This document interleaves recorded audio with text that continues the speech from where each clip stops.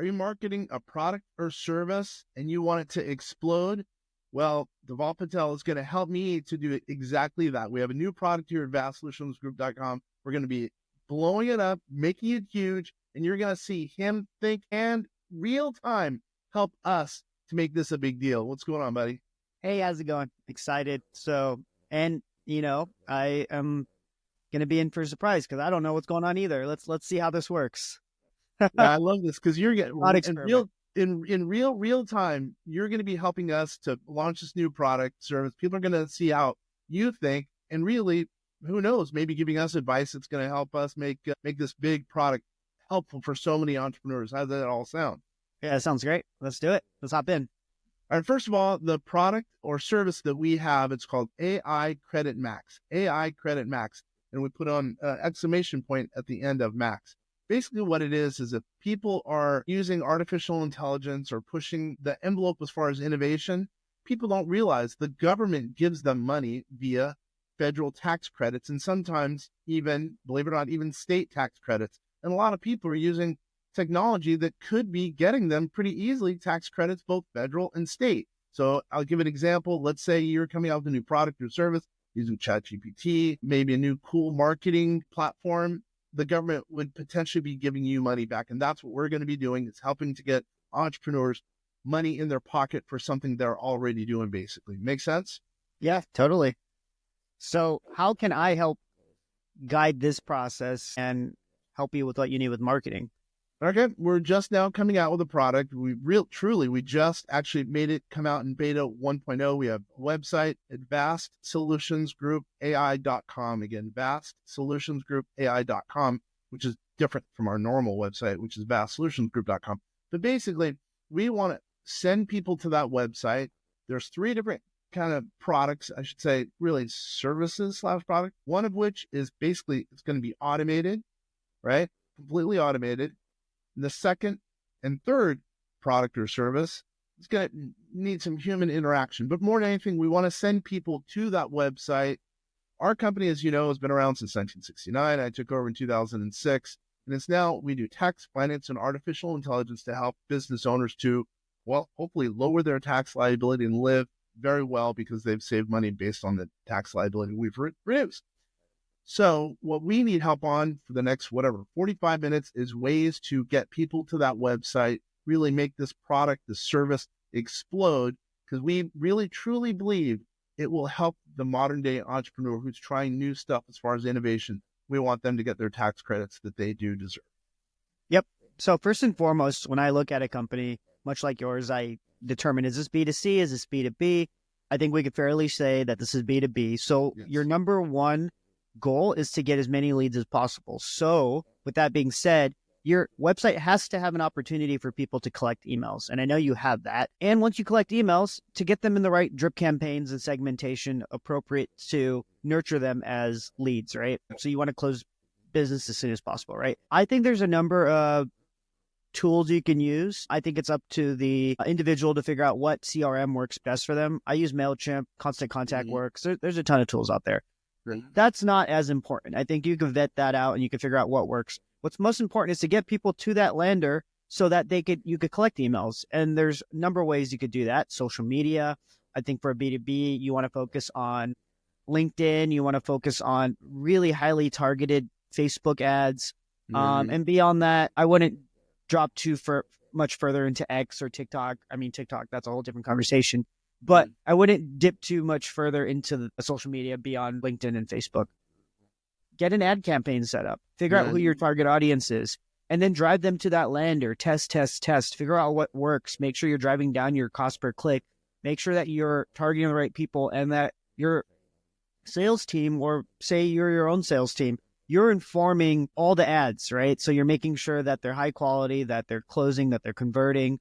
That would be step number one, right? So we've talked about email and social media and advertising all in one fell swoop. Secondarily, and I would say just as important in many ways, is to focus on a content marketing strategy that is SEO optimized, that has a keyword strategy in place. So say your business you're selling pet food, right? You want to be the number one pet food seller out there. you want to rank for the terms cat food, dog food, parrot food, what have you, right? So SEO, AEO, as we talked about in the last episode as well, is going to be very important to the core of your business and generating those leads.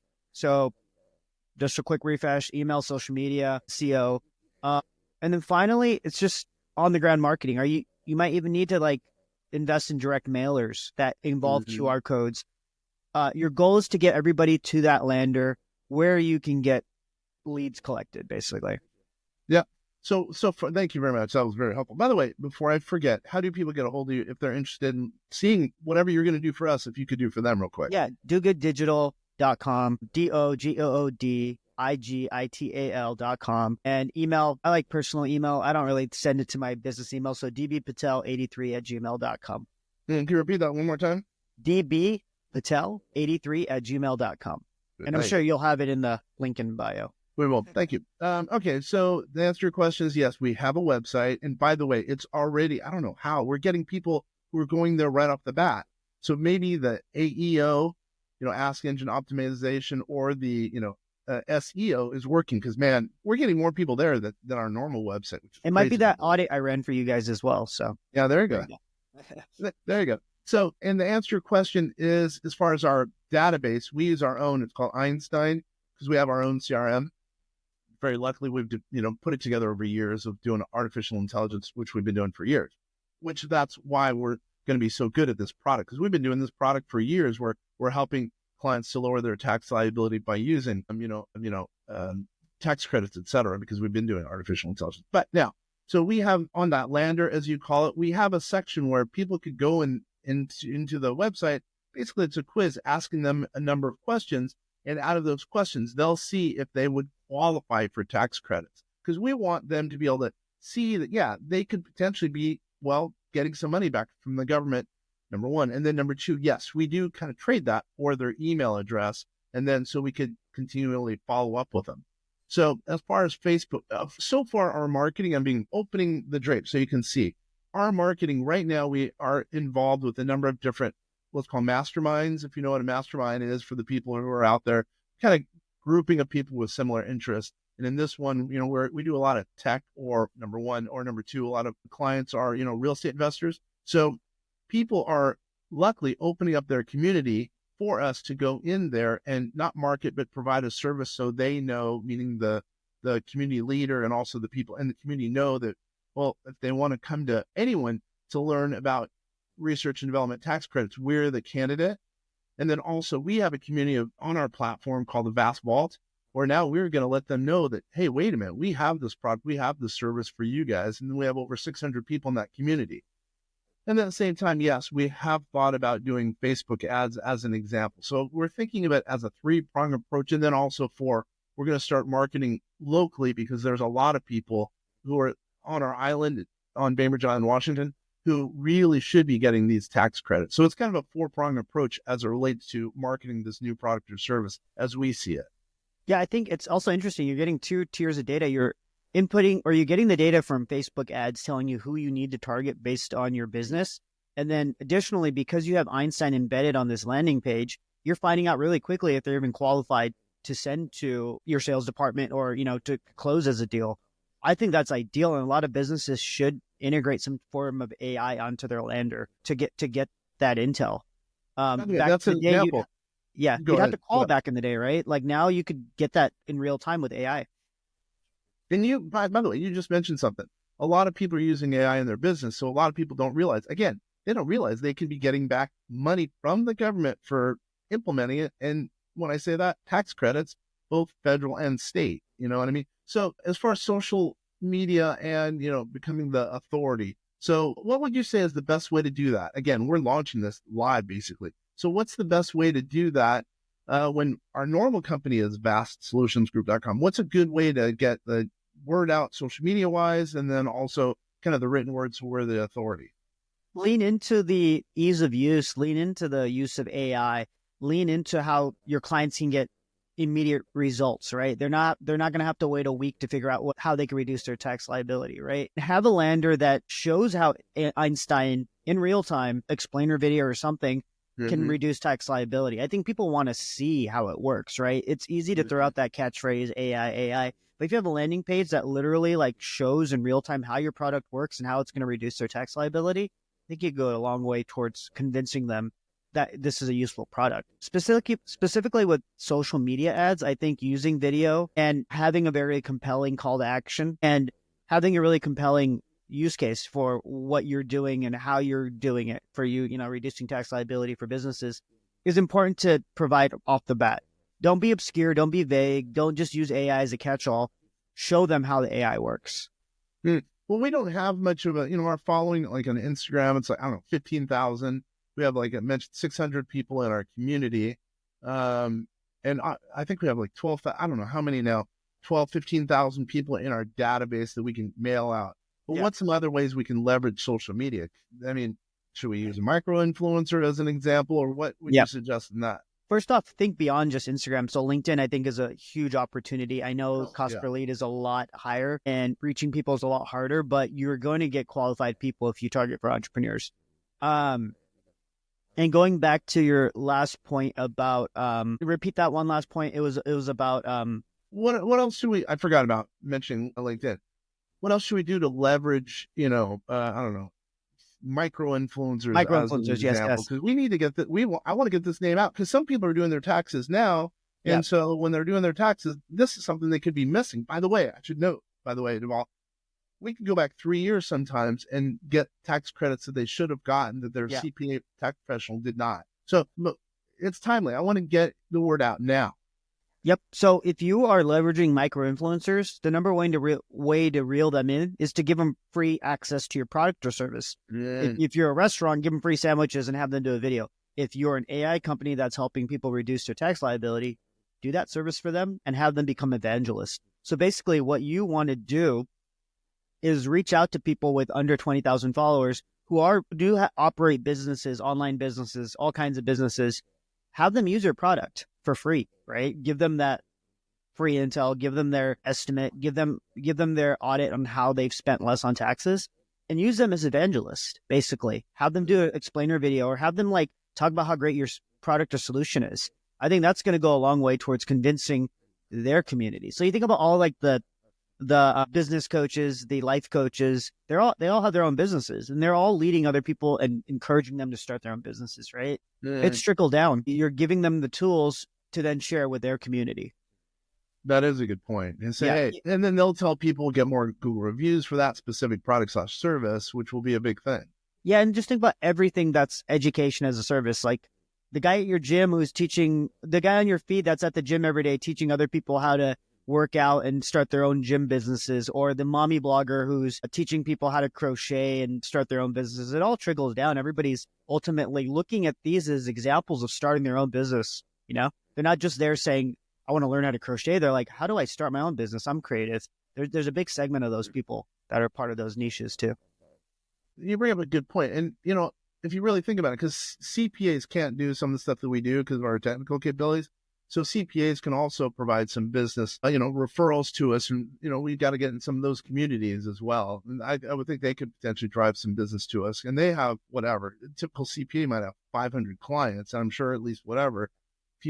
Couple hundred might need some of our services. Well, think about me. And we talk about this nonstop. I always ask for advice. I'm a photographer. I do it for fun. But you've taught me ways to do it for fun and reduce my tax liability and learn how to scale and build a business with my photography, right? So I think ultimately what we're all learning is we have all these hobbies and now we're seeing people on our social feeds making money from these hobbies. And there's a big segment of people who'll be like, I don't want to make money. But there's a huge segment that are like, I love doing this and I need the extra money. So I'm going to start a business. And what better way to start a business than to already understand how to reduce your tax liability in a moral, ethical way, as you always mentioned. Yeah. So then, okay. All right. So then what are some, I was reading about backlinks. So it sounds like rolling this out would be awesome, especially if we could get on some websites or podcasts, or whatever, and then them to provide backlinks to us. First, can you go into and define what a backlink is and then give us some ideas to make it so we could get some cool backlinks? Yeah. Backlinks are like votes online, right? And as we've seen through elections recent and in the past, the more influential someone is, the more their vote counts per se, because they could basically encourage more people to vote, or they have so much authority that their vote just like is a voice, right? So say you have a photography site like I do, and I hyperlink to the New York Times or some other like publication that has high domain authority being the relevance and the traffic that the site gets. So it's on a scale of 0 to 100. A site like mine has a domain authority of like 35 to 40. New York Times is like close to 100, meaning they are the most relevant site on the web, or at least the top 100. For me to link to them, they don't get much value, right? I hyperlink the phrase photography, digital photography, and I hyperlink to them. It doesn't even blip on their radar. Whereas if they were to write an article that said digital photography, had digital photography in the text, and were to link it back to mine, I would get thousands of hits, because Google is then being alerted that my site is relevant, because why would such a popular site link to me? And it's going to drive a lot of traffic just naturally that way. So your goal is to get as many backlinks from reputable sites as possible, right? So if I'm writing a blog and it's very topical, say it's on, AI tools for taxes, right? I would love to get a hyperlink from your site, or even a site like TurboTax, right? Even though it's not as relevant, they don't have the right solution, just to show Google that, hey, look, I am writing relevant topics on taxation and taxes and how to do your own taxes, and these sites are linking to me. So then I will naturally gain with that keyword that I've hyperlinked, or that's been hyperlinked back to me. So when you were talking, it's easier to diagram this, and maybe we could. No, I get it. I get it. What you know what? The way my brain works, I'm thinking basically what you're saying is the internet, or in this case, our website, is like in high school. Really what we want is to be the popular brand, the popular kid, and for people to come hang out with us. And you're in that case, well, New York Times, we want them to come hang out with us. What's one way they would hang out with us? Well, be a backlink. Point people to us. Yeah, I get it. That's an interesting thought. Okay. Hey, check out this guy. You've never heard of him. Hang out with him. And then everybody gets driven there through an algorithm, basically. I understand. So then what's one way I can get, as an example, the New York Times to come hang out with us, and for us to be the popular kid as it relates to what we're talking about here, AI credit max? Well, let's step back from the New York Times, because they won't respond to your email. Okay, good point. Yeah. Let's talk about like the Seattle Times, right? Say if you wanted a backlink from them, which is still super valuable, you could cold email them, right? You could find out who the webmaster is. You could find out who uploads these blogs, these posts, these articles, and you could also cold call them. That's the least effective. But what you want to do is get in front of them and find out who's writing the articles, who's in charge of writing the articles. That's one way. Another way you could do it is to get a link broker, someone like me who knows a lot of people who can get you links to specific niches. And it's all ethical. We're not just throwing links left and right. Is your article relevant, and will they want to link? We're just putting that in front of people, the opportunity to link. Yeah. Back in the day, you could just buy links and all that stuff. It doesn't work that way anymore. Google penalizes sites that do that. It's very apparent. So now you want to have the most organic way possible to get links. And that's through a link broker or through cold emails automation. Very cool. Very good. By the way, I don't know if this is a thing or not. You ever heard of Yext? Y-E-X-T? Yeah. We just signed, and maybe I did the wrong thing, but through our Einstein, we somehow connected them to our Einstein, and somehow all of our links goes out through Yext, which I don't even know what it is. And it tells everyone, like Better Business Bureau, whatever, some Chicago newspapers as an example, other kind of websites, Yelp as an example, that we are out there, but I don't really know what it does. But it seems like that might be kind of like what you're talking about. Does that sound right? Yeah, it's pretty much the Yellow Pages. It is like the Newswire as well. So if you have a Newswire or a press release you get out, they can help you get more eyes to it. And I think it's a valuable service, but you could do it in-house too. There's a number of ways. I understand. By the way, is that a service you provide, something like Yes. Yext? Mm-hmm. Exactly. So I could cut out the middleman. I could cut out. It's like having a representative for the Yellow Pages say, hey, we put your name in this directory. It's not always effective. It sometimes it's a waste of time. If you have someone on it in-house, or if you've hired someone as a consultant that focuses on that, you're going to get better results. Yeah, and you're right, because we're supposed to be updating it all the time, and it right there, it seems like it worked. But then again, who knows? Maybe if they could get the word out about our new product or service, it would make sense. But Step one, Yeah. get rid of Yext. Step two, let me do it. There you go. But it's only, by the way, it is only $30 a month. Yeah, exactly. So if you could use the cost savings or it is effective for you, then by all means. If you're finding that Yext is not valuable, then yeah, find alternatives. But I see what you're saying. But also, you would be able to be the one who could do all the drafting on whatever every other day or however you're supposed to update it, because supposedly you're supposed to be updating. And you could also have a strategy by which you get on Google News. You get your site optimized for Google News, and every article you put out there goes on the newswire. Can you do that? Could do that. Oh, nice. You want to be very careful on what you put on the newswire, though, because if it's irrelevant, you're going to get pushed down. So save your best articles or your most relevant articles. So say there's a new tax policy with the new administration, and you have things to say that are relevant to your AI tax software that can help your clients, then yeah, put it out there. Say Trump's new tax plan is out. This is how Einstein AI can help you under this administration, blah, blah, blah, right? I just threw something out there. That could go on Google News. That could blow up. You could have thousands of leads within an hour if something really blows up on the newswire. Yeah, I get it. So remember how I said, earlier that, we have someone who's local.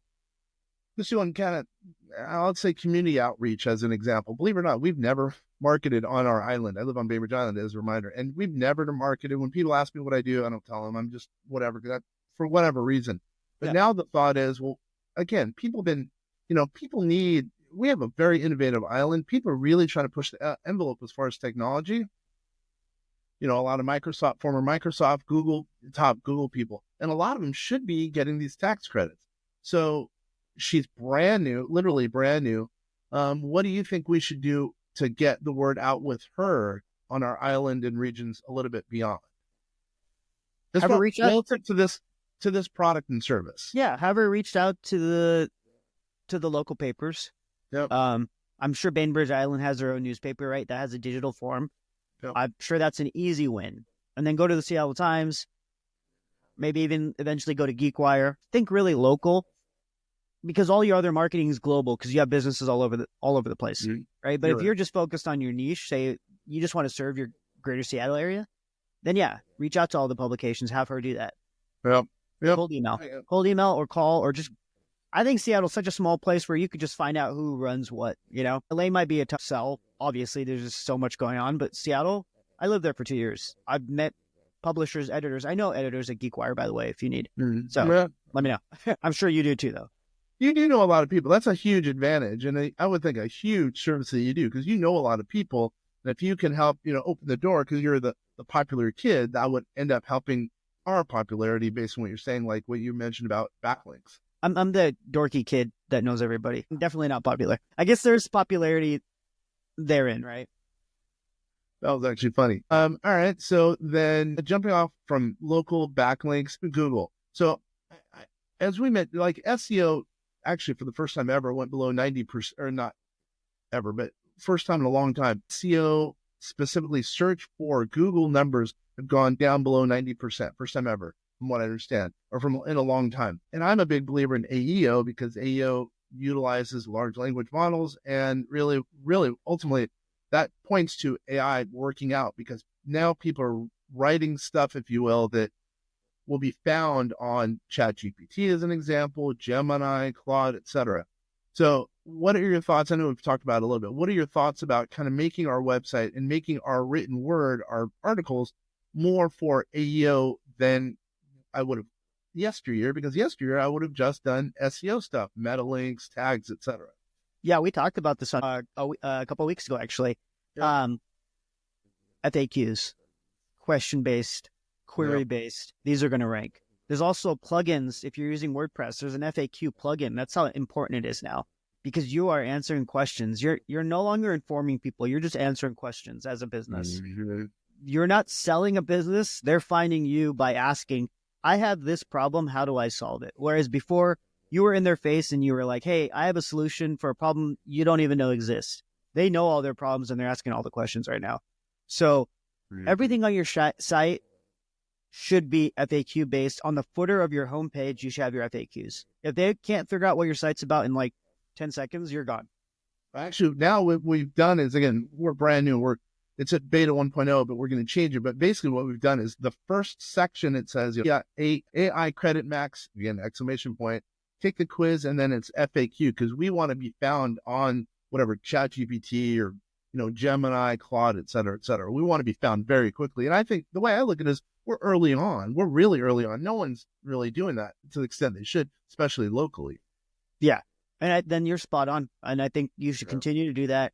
Even in your social media copy, have questions. They're pulling from Instagram now. All your stuff on Instagram and all your social channels is being pulled onto Google, because it's all pulling the meta descriptions, keywords, all that, right? So in your questions on your captions, you should be asking questions. Ever wanted to reduce your tax liability in 5 seconds? I don't know. I'm just throwing stuff out there, but you're asking questions that people are asking. Yeah. And I've been now, as you know, I'm social media, not illiterate, but close. And I'm very social media shy, but now I'm starting to get into it. But I'm learning that, the hook is really important. And just like you're saying, I guess, and you're reminding me that you got to answer the question. It's got to be quickly and then support it with information thereafter. Exactly.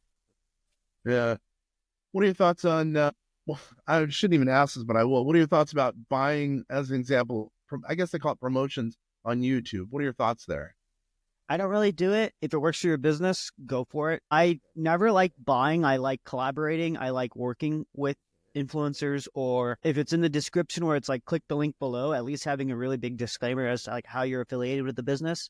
Mm-hmm. I think affiliate marketing could be done right. And there's a lot of bad ways people are doing it. And I think the consumer now is very aware of scams and schemes, or a lack of transparency. And you've always prided yourself in authenticity, which is why we work together and we work well. Mm. And I think that will continue to be the case, right?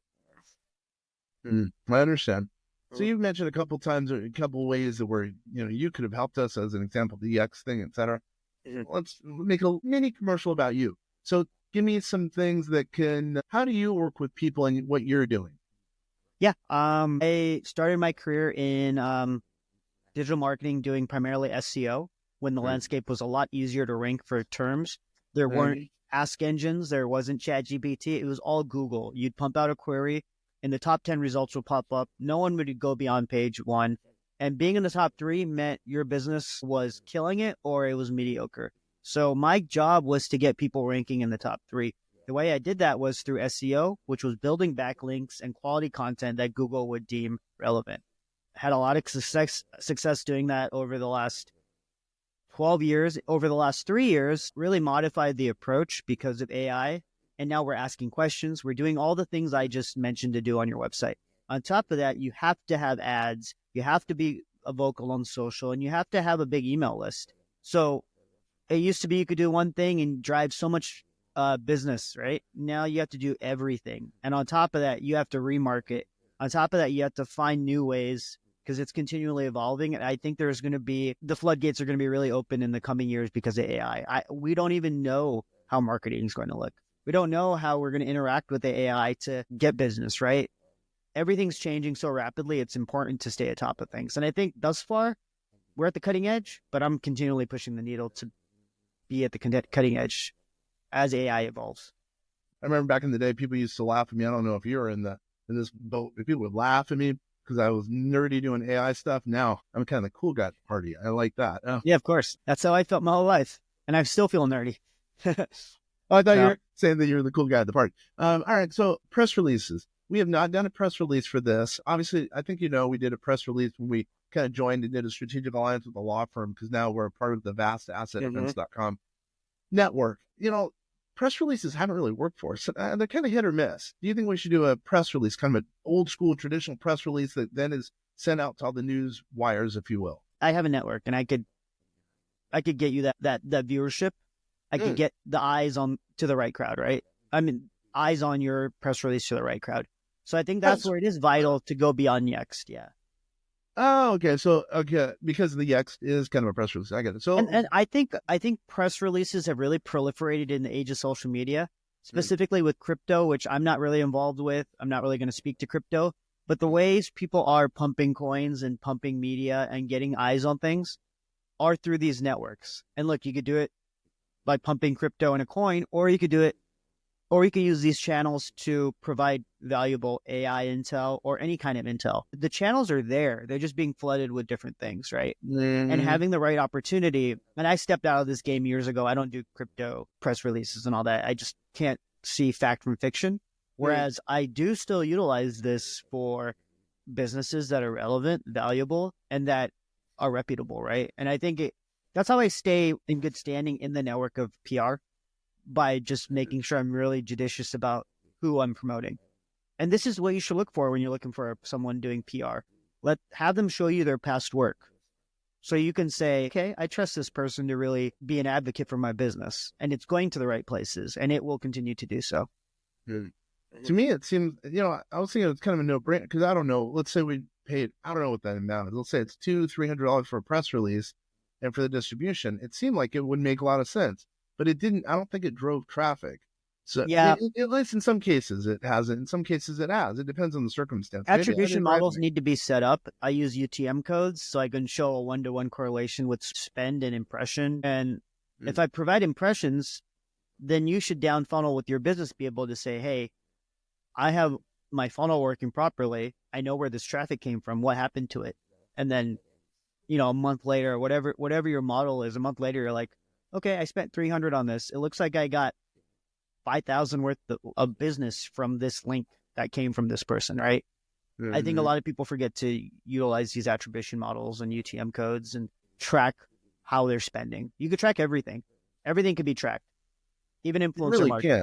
Yeah, influencer marketing should be tracked. And I've worked with tons of businesses that don't track and then say influencer marketing didn't work, or they're paying the same guy who's not working for them just because working for them, meaning like is not providing business, but has 1 million followers. So you have to cut through all the vanity metrics and get down to the nitty gritty. Yeah, and that's important. You bring up a really good point. And you said something earlier, by the way, about testing. It's going to be my belief that we should be testing all the way along the line, because we want to see what's working, what's not working for this new product. Again, AI Credit Max. Yeah. Always be testing. Yeah, because go ahead. You probably have various campaigns you're running at a specific time. See which ones work, iterate from there. We haven't. Remember, because we're a media shop, we haven't really, no, that's not true. We have Yelp. Well, that's channel testing. I would say test within the campaigns. Run 3 different ads, see which one's working best. Test against demographics, test against all kinds of variables, right? You can do multivariate testing. And a lot of tools now also can do all the work for you. I know Optimizely I've been using for years. There's probably tons more now that are out there. Yeah, that's huge. You're right. So channel, as you say it, isn't only the important thing. It's kind of doing within the channel, actually, because then you can really see. Yeah, channel's easy. You could see revenue from channel. There's not much testing going on there. It's, hey, this works, this doesn't. Whereas within the channel, you test your messaging, and I think that's where it gets really interesting, and the numbers become more compelling when you get that granular. I understand. As I mentioned, we started out a brand new website. And if we're pointing from our company, vastsolutionsgroup.com, to that vastsolutionsgroup.ai.com, it's so new. How do I get, although remember, we're getting clicks, at least now. I don't even know how, randomly, but is it wise, let me ask this, is it wise to point people to that website per se, when we I guess in hindsight, we could have made it a division of our own website or a portion of our own website? Does that make sense? Yeah, I would have preferred if you made it a portion of your old website so the traffic can amplify. But that's not to say that this new website won't get traffic. If there's a way to reverse engineer and redirect it to the site, great. I know in the past, I've had sites that had tons of traffic, and a client brought me on and said, I created a whole new website. And I said, why'd you do that? So then we merged the traffic back to the site. It's all just technical auditing and fancy ways of redirecting your site to the main domain. So the domain with the most authority is always going to show up highest in rankings, right? And that's how mergers work too. If you buy someone's website, say you buy your competitor, what you do is basically just gobbling up all their top ranking pages, the pages that get traffic, and just redirecting them to your site. I was just about to ask you that. So yeah, but by the way, what we're also thinking about doing is also having a landing page, a portion, or in our menu navigation, having the new website, so it does also point to that website. Yeah. And hold on, you brought up a good point. Do you think it ever makes sense to buy? Yeah, I know where you're going. Yeah. And we both have a friend who's done this in the past, and it works really well. Yeah. If you do it the right way, and if you have the right technical team to redirect all those links to the right pages. Traffic's out there. The great thing is you don't lose traffic. A lot of people are like, oh, I have this site with tons of traffic, but I'm rebranding. They abandoned a site that got like thousands of hits a month without realizing they could have just redirected it. Yeah, totally. Yeah, I hear you there. So why would you leave a home that still has tons of rental value and just leave it empty, or whatever? Just bring it on over. Put that into your big bucket of dough. I look at it all, in my opinion, all a domain is, or a URL, it's just real estate. That's why I look at it. Ultimately, what you're looking for is passive income out of that real estate. Yep. And there's so many ways. Even getting 2,000, 5,000 hit, it amplifies over time. I have this wellness website that I haven't touched. I just started blogging this year. I told you I'm getting even more traffic. And I was sitting there and I was like, a year later, after having not touched it, I gathered 3,000 emails just by providing someone with everybody with a free ebook when they landed on my page. Now my email list isn't like in the tens of thousands. It's crazy. Dude, that's huge. I mean, that shows you the power. I wasn't doing anything with it. Like, I could do all kinds of things. Again, I don't want to do anything yet. I want to be really intentional, but I have tons of people I can reach out to in the wellness space if I ever need to. You're also a big name people. You're a big name person. That helps too. And we're not, because we're so media shy. We're quiet. I fully admit we were quiet. Now looking back, we shouldn't have been, but at least, it's not too late. You're running a podcast. Might as well get on the local news, my friend.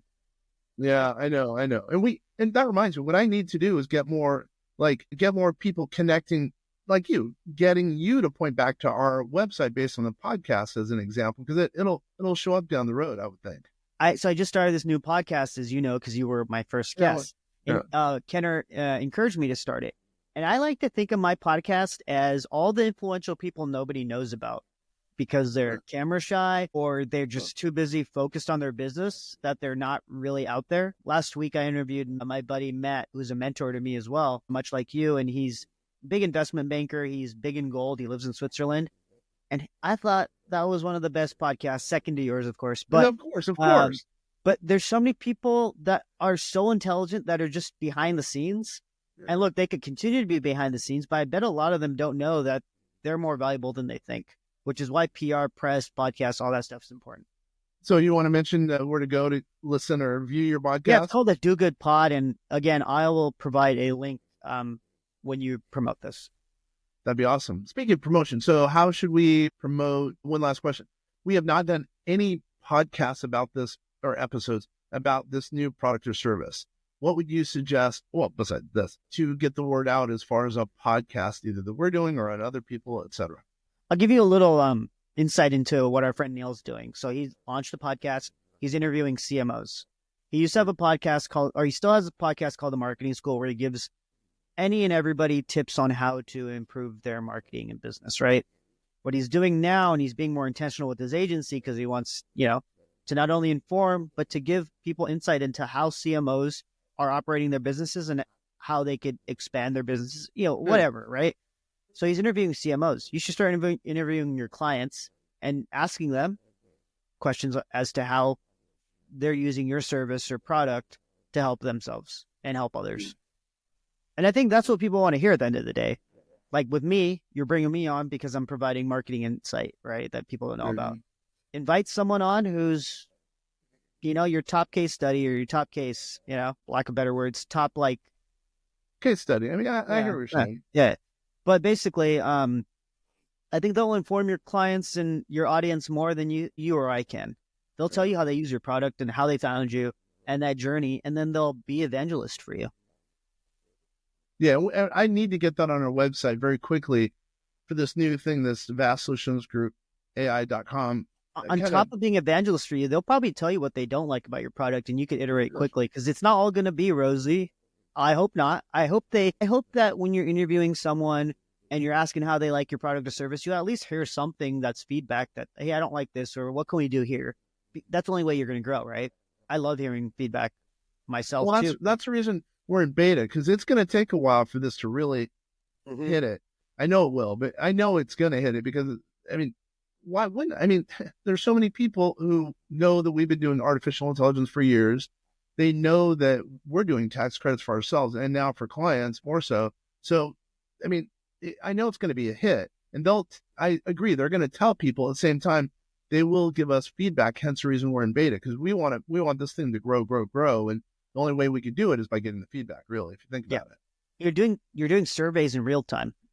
No, 100%. Yep. All right. So let's get ready to land this plane. What's one kind of in closing, what's something we have not talked about yet that you think can help either us with AI Credit Max or maybe some other listeners or viewers out there who are trying to, launch a new product, a new service, or maybe even their own business? I don't think we talked about YouTube, and I think that falls in hand with podcast, but podcast is like more one-to-one conversation and, you're listening intently. I think focusing on a video strategy that highlights the benefits of your product or service in real time, right? So say you're working with a manufacturer who has a warehouse and they use your product and it really has helped them reduce their tax liability. Highlight their business. Have other people see how great of a business they are too. You're amplifying your audience. You're rewarding them for using your product or service.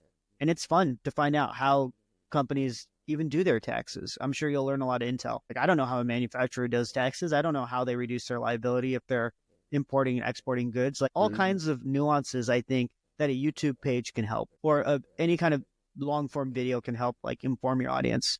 And I think by watching that, someone else will be like, hey, I have the same business. I could do all those things as well. Do you think we should do long form? You mentioned long form. Do you think we should do long form or do the shorts? Because we do have our podcast going to our YouTube, but although not very many people go there, I don't think, although we just had a couple big ones. But which one works? Long form, short form, etc. Test it out. Do both. Test. Yeah. Test. That goes back to test. Yeah, I mean, I can't tell you. Maybe a 10-second clip works better than an hour clip, or, there's a happy medium in between there, Yeah. Obviously not 10 seconds, but you get my point. I know, I get your point. Okay, in closing, anything else? Wait a minute, one last time. How do people get a hold of you if they're interested in picking that huge brand of yours, which they've seen that you're totally adding value? Yeah, Do Good Digital, DOGOODIGITAL.com. My personal email, just for your audience, D as in dog, B as in boy, Patel83@gmail.com, dbpatel83@gmail. And you're going to put it down there anyways, so. Yeah, we are. Yeah, dude, this has been helpful. Hopefully people have seen with their own eyes, you thinking like basically on your feet. You truly have thought on your feet. And I do appreciate it. I know it's hard because I said I wasn't going to, I like to see people think on their feet, see what they're like, add value to us, have a communication where it's very casual. I think just for your audience, Kenner, I hopped on this call, and prior to the call, I said, what are we going to talk about? And Kenner said, you'll see. So he's keeping me on my toes. That's exactly right. Because it's true organic conversation, and people can see, whoa, Dhaval knows what's going on. Dhaval's a stud. You know what I mean? And plus then it's very casual. I love hanging out with you. You're an awesome dude, and people could see and hear, taste what it is we're going through here at vastsolutionsgroup.com. So anyway, once again, I do appreciate it. For everyone out there watching, listening, I really appreciate you taking the time. Once again, this is Kenner French, vastsolutionsgroup.com. You're watching and listening. Vast Voices, telling business secrets to entrepreneurs. Thanks, everybody. Thank you.